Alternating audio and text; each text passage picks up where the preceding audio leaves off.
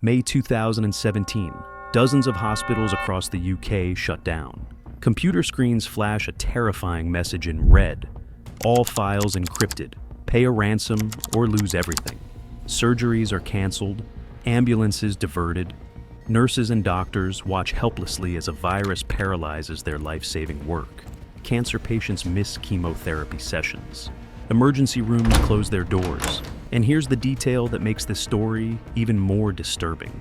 This virus was built by the most powerful intelligence agency on the planet. A cyber weapon from the American NSA itself had just been turned against the world. How did the United States' main spy agency lose control of its own weapons? And who turned the hunter into the hunted? To understand this story, we need to go back a few years, to the heart of the NSA in Fort Meade, Maryland. Within a top-secret division called Tailored Access Operations, the National Security Agency built an arsenal of cyber weapons, unlike any other in history. This elite unit of hackers, known in whispers as the Equation Group, is so advanced that it has been linked to attacks that changed the world, like Stuxnet, the virus that sabotaged Iran's nuclear program. Their toolkit is as terrifying as it is secret.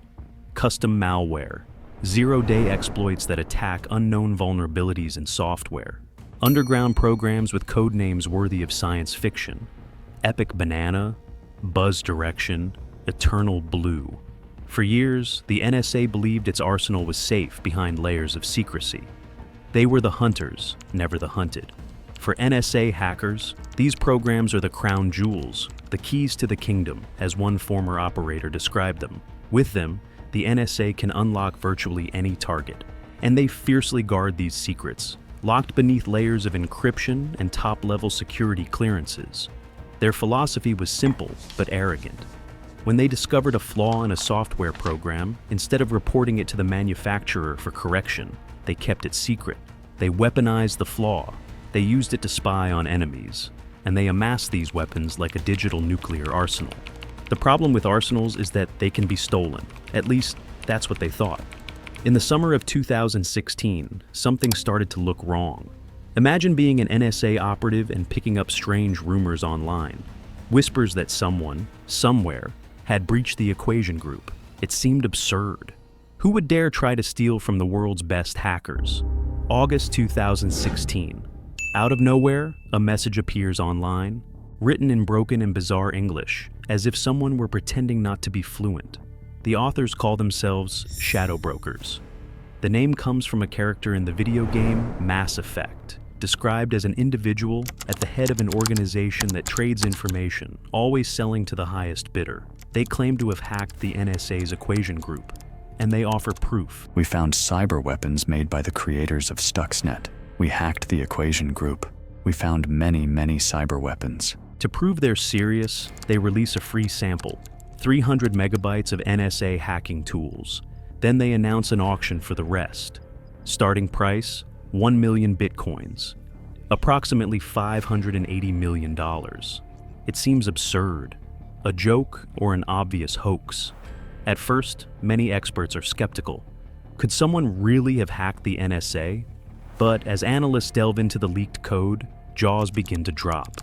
The code bears unmistakable fingerprints, a 16-character secret string linking it to the NSA.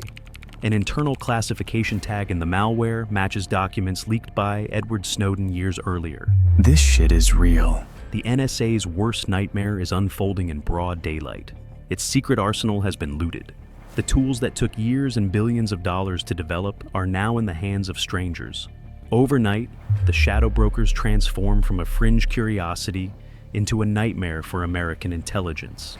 The NSA's arsenal of hackers is hanging out in the open for sale to the highest bidder. Governments and technology companies panic. Publicly, the NSA says nothing.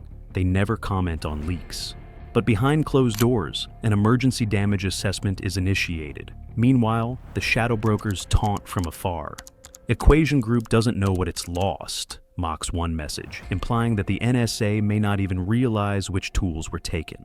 Despite the hype, the auction of 1 million bitcoins is a failure. No buyers appear, so the brokers change tactics. They beg for crowdfunding. They collect only a pittance. It seems their big payout might slip away. But instead of backing down, they become more aggressive.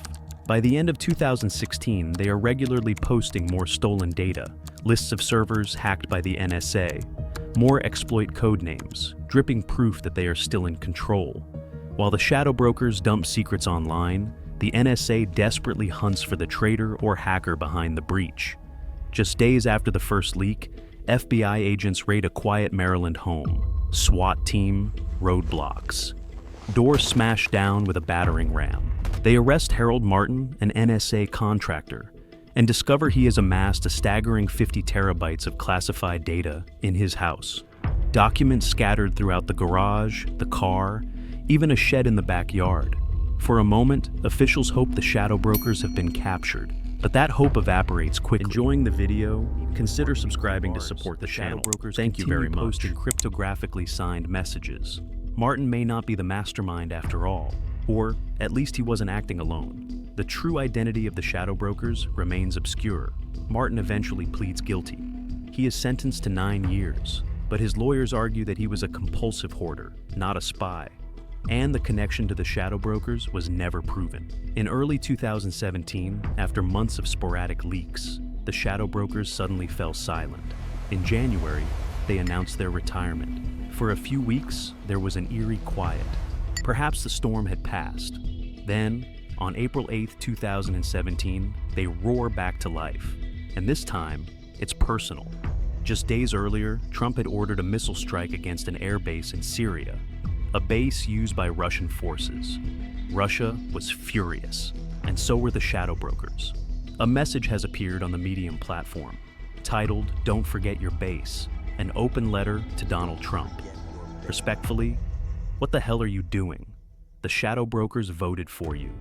The shadow brokers support you. The shadow brokers are losing faith in you. It seems you are abandoning your base, the movement, and the people who elected you. They criticize the removal of Steve Bannon, the attack on Syria. They claim not to be Russian, but to be aligned with Putin. And along with this bizarre political manifesto, they publish something far more dangerous. A password. 27 characters that unlock an encrypted file released months earlier. A file containing more NSA cyber weapons. In an instant, any hacker on the planet gains access to the American agency's most powerful tools.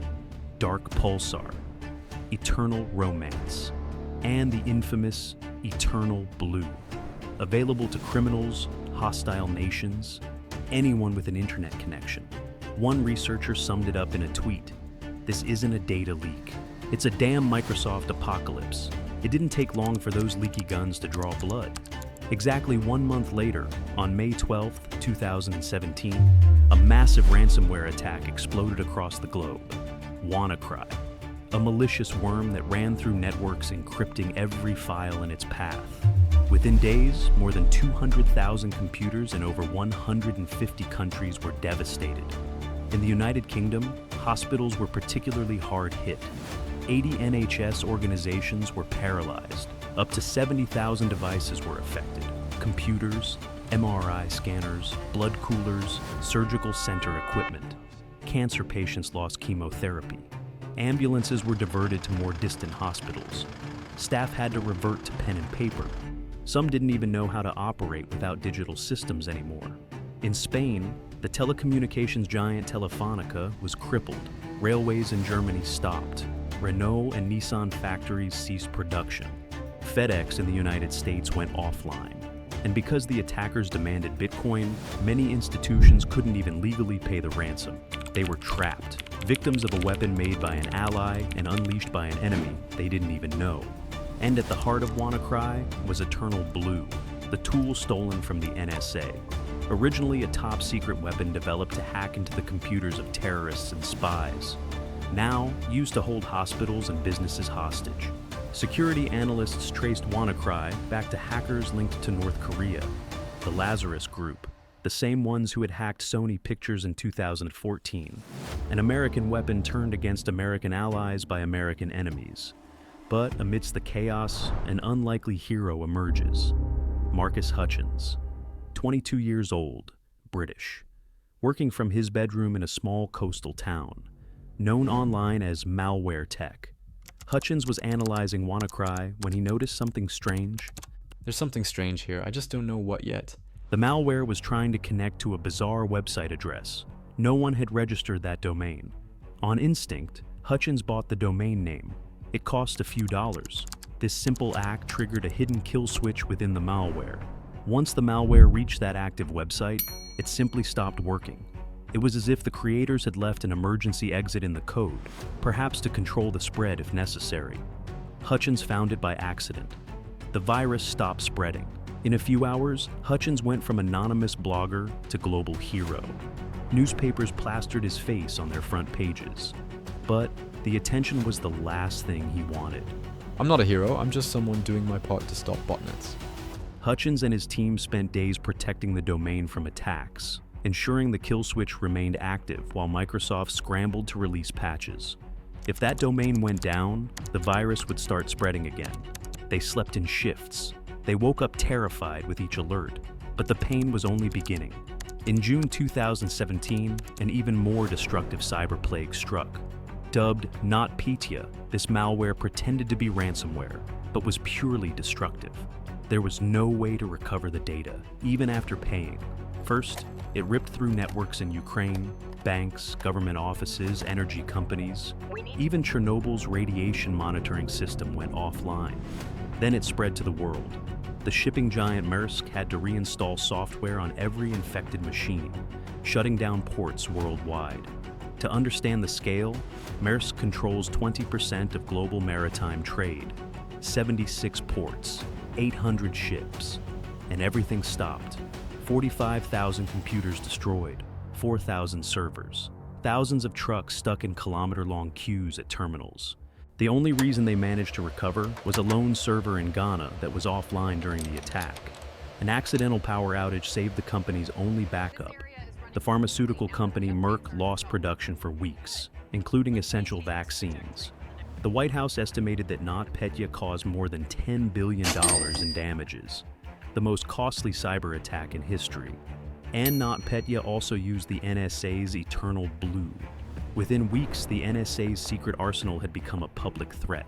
Allies of the United States suffered. Ordinary people suffered. The tools built to give the NSA an advantage were now a sword swinging back.